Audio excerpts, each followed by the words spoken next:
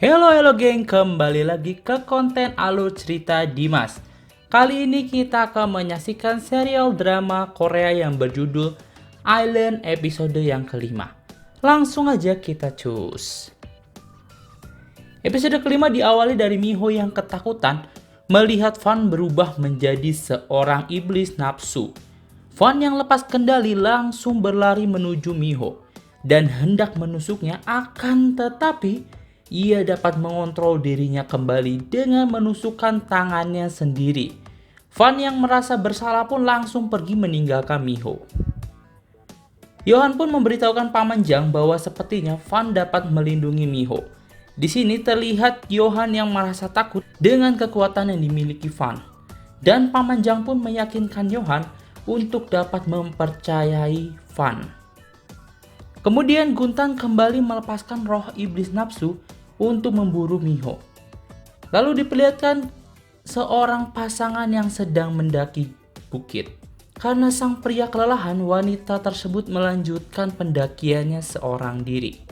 Tiba-tiba ia melihat sesosok pria yang sedang memakan manusia. Ia pun berlari dan akhirnya tertangkap. Hingga berita pembunuhan oleh pria misterius tersebut pun viral di televisi. Setelah sadar, Miho yang teringat lengan Fan yang berdarah mencoba mencarinya guna mengobati lengannya. Ia sampai-sampai mendaki untuk bertemu dengan Fan. Ia pun akhirnya memasuki kawasan tempat tinggal Fan, dan Fan terlihat kaget melihat Miho yang sudah berada di sana. Dan Fan malah menyuruh Miho untuk kembali pulang. Miho memaksa untuk menyembuhkan lukanya, tapi ia tetap diusir oleh Fan. Miho yang kesal pun pergi meninggalkan Fan. Miho telah sampai rumah bertemu dengan Paman Jang dan Johan. Johan menawarkan dirinya sebagai pengawal pribadi Miho. Saat hendak pergi ke sekolah, Miho mendengarkan obrolan dari telepon Johan tentang kakak dari Johan. Mereka pun akhirnya sampai ke sekolahan. Johan yang tampan menjadi pusat perhatian ciwi-ciwi. Di sini mereka akhirnya bertemu dengan Sureon, tapi ternyata Sureon tak mengenali Miho karena ia tidak mengingat kejadian sebelumnya. Yeonji pun datang dan memberitahu siapa Miho kepada Sureon. Miho terlihat senang melihat Sureon yang telah bahagia.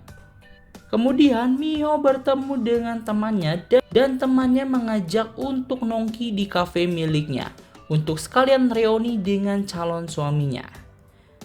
Fan yang kekuatannya berkurang datang ke tempat nenek Baijo untuk mengobati lengannya yang cedera. Kembali lagi ke Miho, ia kembali mendengar percakapan tentang kakak Johan. Pak Jang pun menceritakan kisah dari Johan, di mana ia memiliki seorang kakak yang terpisah sejak kecil. Kemudian diperlihatkan kakak Johan yang tengah bersih-bersih di kapal. Ia nampak ditindas oleh dua orang bapak-bapak yang menyuruhnya terus-menerus. Saat bapak-bapak itu pulang, salah satu dari mereka merasa kebelet dan ia pun buang air kecil di tempat tersebut. Di saat ia buang air, tiba-tiba ia diserang dan langsung dicoblos oleh pria misterius. Dia pun kembali mengambil ginjal dari korbannya. Saat temannya masuk, ia pun kembali diserang oleh pria misterius. Dan di sini diperlihatkan Guntan yang masuk dan menyayat-nyayat korban dari si pria misterius. Miho yang merasa khawatir dengan Johan mencoba mengajak Johan keluar untuk berjalan-jalan. Mereka pun pergi ke kafe milik teman Miho yaitu Sujin. Di tengah perjalanan, Miho mencoba menenangkan Johan. Mereka pun akhirnya sampai dan disambut oleh Sujin serta calon suaminya. Johan diberi makanan oleh calon suami Sujin serta diundang untuk memberkati pernikahan mereka.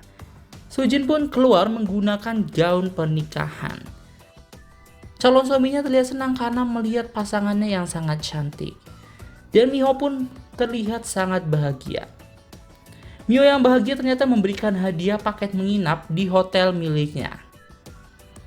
Di sini diperlihatkan Fan yang masih menjaga Miho dari kejauhan. Ia pun kembali ke tempat nenek Baijo.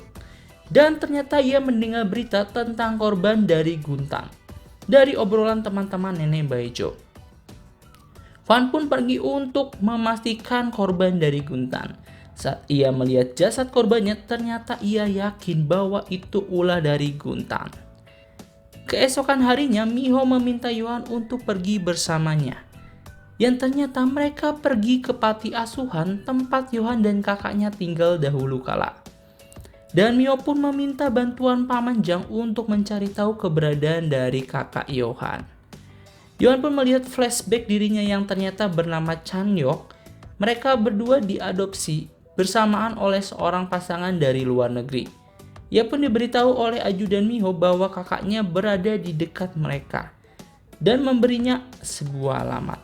Yohan pun berterima kasih kepada Miho dan setelah mengantar Miho, ia langsung berencana mencari kakaknya sendirian.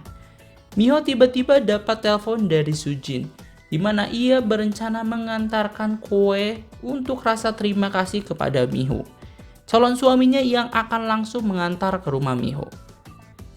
Saat dalam perjalanan, tiba-tiba calon suami Sujin merasa menabrak seseorang. Ia pun menghentikan mobilnya dan mengecek mobilnya, tapi ternyata ia langsung diserang oleh pria misterius. Fan yang merasakan kehadiran dari Guntan merasa kaget karena Guntan di sana sedang membawa mayat dari calon suami Sujin. Miho yang baru keluar melihat Fan dan Guntan serta calon suami Sujin yang sudah tak bernyawa. Suami Sujin pun langsung dijatuhkan oleh Guntan. Fan yang marah langsung mengejar Guntan.